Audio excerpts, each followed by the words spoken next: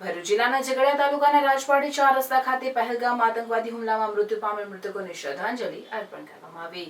22 April 2025ના રોજ પહેલગામની બેસ્તરન ઘાટીમાં આતંકવાદી હુમલામાં માર્યા ગયેલ મૃતકોને રાજવાડી 4 રસ્તા પાસે હાથમાં મીણબત્તી લઈ મૌન પાડી શ્રદ્ધાંજલિ અર્પણ કરવામાં આવી અને પાકિસ્તાનના ઝંડાને સળગાવી વિરોધ કરવામાં આવ્યો હતો।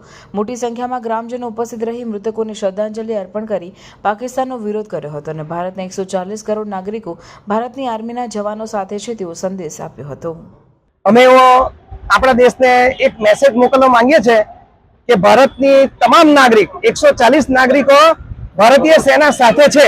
140 કરોડ નાગરિકો ભારતીય સેના સાથે છે અને જે જવાબ આપવો હોય તે આપે ભારતીય સેના। કડકમાં કડક જવાબ પાકિસ્તાનને મળવો જોઈએ, જેથી કરીને વારાફરતી ઉપરા છાપરી વર્ષે 2 મહિને 4 મહિને જે હત્યાકાંડ થાય છે તે હત્યાકાંડ બંધ થવો જોઈએ।